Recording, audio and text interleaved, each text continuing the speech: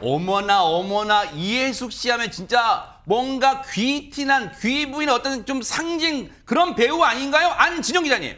각 여배우마다 이 대표적인 수식어가 있는데 그쵸? 청순 가련이라는 표현이 언제부터 나왔을지 놓고 보면은 아마도 이해숙 씨가 시작이 아니었나 싶습니다. 사실 이분도 처음부터 내가 연예인이 돼야지라고 생각했던 건 아니었어요. 9살 많은 언니가 있는데 언니가 너 이거 잘할 것 같다라고 해서 정말로 원서를 내주고 언니가 도와줬는데 와. 정말 덜컥 이렇게 당선이 됐던 거죠. 또 중요한 거, 이분이 그 당시에는 미인대가 굉장히 유행했는데 미스 혜태 1회 출신입니다. 미스 혜태? 그렇습니다. 오. 여기서 우수상을 받으면서 본격적인 활동을 시작했고요. 당시 미인대 출신으로는 이미수, 원미경, 차화연 씨 등과 어깨를 나란히 했습니다. 야. 그러다가 M채널에 공식 탤런트로 데뷔하게 됐던 거죠. M본부에? 네, 맞습니다. 또 이해숙 씨의 대표적인 작품을 놓고 보면은요, 1980년 여인열전 장희빈이라는 작품이 있는데 네. 이 장희빈에서 장희빈 역할은 이미숙 씨가 맡았고요. 인현왕후가 바로 이해숙 씨의 몫이었습니다. 그리고 그 당시 최고의 스타에게만 허락됐다는 그 광고, 이 화장품 CF까지 섭렵했는데 네. 그때 나이가 불과 19살이었다는 거죠. 와, 아니 혹시 김현주 평론가님도 초창기에 이해숙 씨의 활동상 그 모습 좀 기억나세요? 어떻습니까? 그렇죠. 정말 그 미인의 대명사격이었고. 그때 기억 안 난다고 하셔야죠. 기억난다고 하면 안 되죠. 아, 저 농담입니다. 네. 네, 근데 어느 정도 인기가 있었는 거 아니? 이해숙 씨가 주연한 그 드라마가 최고 시청률을 80%를 찍은 적이 있습니다. 설마 에이. 80%. 일주일 합한 거 아니에요? 아니에요. 단 한 회분이 그랬다는 거죠. 어머나. 그러니까 요즘 같은 시대에는 상상이 안 되는 시청률 아니겠습니까?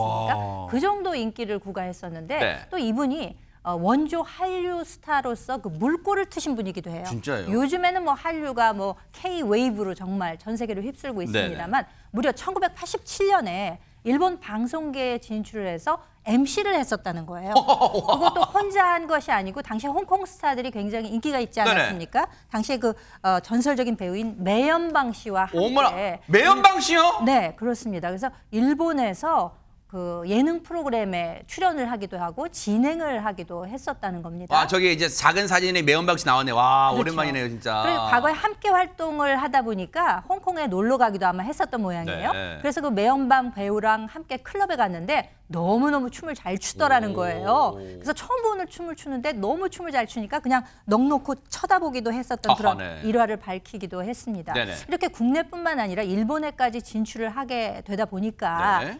일종의 뭐 가짜 뉴스라고 할까요? 예나 지금이나 그런 건 있었던 모양입니다. 그런 것들이 퍼지면서 곤욕을 겪기도 했다고 하는데요. 그러니까 일종의 스캔들 비슷한 게 났다는 거죠. 뭘까요? 그러니까 누가 이렇게 좀 뒤에서 열심히 밀어줘가지고 일본에 진출한 거 아니냐 세상에. 이런 가짜 뉴스가 퍼졌다는 건데 아이고. 사실이 아닌데도 그 남의 호사가들이 이제 얘기를 하다 보니까 꽤 큰 곤욕을 치렀었던 모양입니다. 사실이 아닌 건 마치 사실인 것처럼 퍼뜨리는 그런 못된 입을 가진 사람들이 많잖아요. 세상에 얼마나 그 가짜 뉴스로 곤욕스러웠을까요? 그런데 애초에 연예인 될 생각이 없었다니 여러분 믿기세요? 에이, 거짓말 그러실 거 아니에요? 관련 얘기 듣고 이어가 보도록 하겠습니다.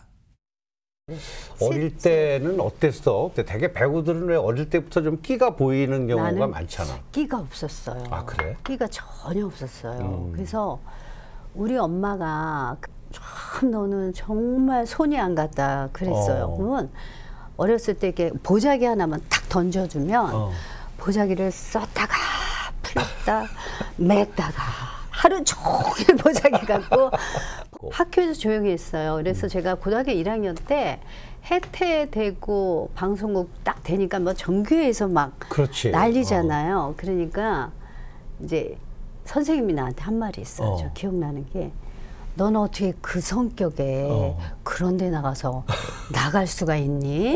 그런 험난한 데를. 근데 가끔 뭐 TV 드라마를 보고 이러면서 저런 거 해보고 싶다 이런 생각도 없었어? 전혀 no. 아, 저건 내가 할 일이 아니다. 저건 내가 할 일이 아니다. 저건 내. 그리고 전혀 생각도 못했던 거고. 그러니까 뭐 그때 당시에는 MBTI라는 게 없었겠지만 김묘성 기자님 지금의 MBTI로 굳이 예를 들어보면 극아이의 성격의 지금 이해숙 씨인데 그렇죠. 그러면 기억을 더듬어 보면 9살 많은 언니가 너 나가봐 이게 신의 한 수가 된 거예요? 그러게나 말입니다. 그 아이의 성향임에도 일단 언니의 권유로 연예계에 데뷔를 하게 된 겁니다. 그렇게 드라마 장희빈을 찍으면서 정말 한창 인기를 구가하고 있을 때도 정작 이해숙 씨 같은 경우에는 친구를 만나서 노는 게 훨씬 재밌었다라고 할 정도로 뭔가 나와는 맞지 않는 길을 걷고 있는 듯한 그런 느낌이 들었었다고 해요. 네. 왜냐하면 원래 하고 싶었던 일이 따로 있었기 때문이라고 하는데 워낙 또 옷을 좋아했다고 합니다. 그래서 외국에 나가서 패션 디자이너 공부를 좀 하고 싶었었다고 해요. 하지만 배우가 되고 난 다음에 패션 공부를 시작해볼까 했지만 너무나도 잘 되는 바람에 다른 꿈을 꿀 여유조차도 없었다고 합니다. 네. 게다가 CF도 찍었죠. 드라마 주인공도 맡았죠. 그러다 보니 그냥 시간은 그렇게 흘러 갈 수밖에 없었는데 네. 그래도 그때 당시를 생각해보면 운이 좋았다라면서 겸손의 이야기를 했습니다. 아까 전에 그 인현황후 이야기를 했잖아요. 인현황후를 맡았을 때 그래도 연기를 잘했다기보다는 내가 원래 갖고 있던 그 이미지와 참 잘 맞았었다라고 추억을 회상하고는 했는데 원래 워낙 조용한 성격이었고 말도 느린 편이라서 당시에 감독님이 하시는 말씀이 네. 고향이 충청도인가요? 라고 물어볼 정도로 굉장히 차분했었다고 해요. 네. 하지만 고향은 서울이라고 합니다. 그런데 진짜 네로라 하는 배우였잖아요. 진짜 모두가 진짜 다 부러워하고 탐내고 막 흥행 뭐 보증수표고 하는데 뭔가 결혼 반대, 여러분 이게 믿기세요? 결혼 반대의 아픔도 겪었대. 대박 사건 얘기 마저 들어보시고 이어가 보도록 하겠습니다. 연예인 제가 결혼할 때쯤에는 연예인하고 결혼하는 집안이 그렇게 찬성하는 집안이 많지 않았어. 절대 안 된다. 절대 안 된다. 이렇게 해서 반대를 심하게 하셨어요. 그래서 나는 절대 반대하는 부모님하고는 나는 결혼하고 싶지 않다. 그런 집안에는. 그래서 헤어졌어요. 저보고 다시 연락이 와서 이별 여행을 좀 한번 가자. 근데 연락을 고전에 가끔씩 하긴 했어요. 근데 그래 완전히 그래 이별을 끊자. 그랬는데 갔는데 정말 그때 나한테 한 말이 죽겠다고. 자기가 죽겠다고. 나는 안 만나주면 술을 전혀 못하는 사람인데 술을 갑자기 덜컥 마시면서 팍 쓰러지고 약까지 먹고 그러니까 얼마나 내가 놀래. 그러니까 너무 놀래가지고 어떻게 하다가 다시 만나게 돼서 결국은 내가 중요한 순간, 중요한 얘기를 하려는 순간 결국은 내가 이 드라마의 결말은 어떻게 되는 거예요? 불행입니다. 죄송합니다. 어쨌든 결국은 내가 이 말 나올 때는 앞에 부분하고는 반전이 있지 않겠어요? 결혼 꼬리는 했다는 거 아니에요? 결혼은 꼬링했죠. 근데 이제 결혼의 결말이 별로 그렇게 좋지 않아서 그래서 이제 좀 안타깝다는 겁니다. 왜냐하면 남편이 이해숙 씨한테 이렇게 얘기했다는 거예요. 내가 평생 너를 위해서 희생하고 배신하며 살겠다.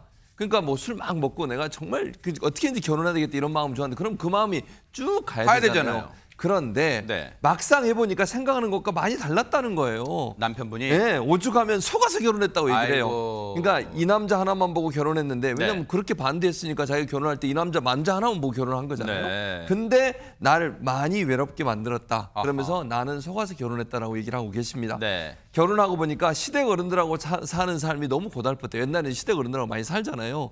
그럼 시댁 어른들과 갈등이 생기면 누가 중재를 해야겠습니까? 남편이 중재를 해야 되잖아요. 맞아요. 문제는 뭐냐면 문제가 있을 때마다 남편은 모른 척하고 있었다는 그러면 거예요. 안 되잖아요. 그건 남의 편이죠. 남의 편이죠. 편. 그래가지고 자기만 쑥 빠지고 오로지 그러니까 시어머니 편만 들더라는 거예요. 아이고. 그러니 효자인 줄 알았더니 자기 편으로 마마보이였다. 아이고. 그래서 본인이 외로웠다라고 얘기를 하고 있습니다. 세상에 뭔가 또 그런 아픔도 있었지만 그래도 지금은 정말로 그 어느 때보다도 이제 행복한 모습 그리고 멋진 또 삶을 살고 계시니까 앞으로도 또 멋진 작품으로 저희들에게 또 기쁨을 좀 주시기를 기대를 해보도록 하겠습니다.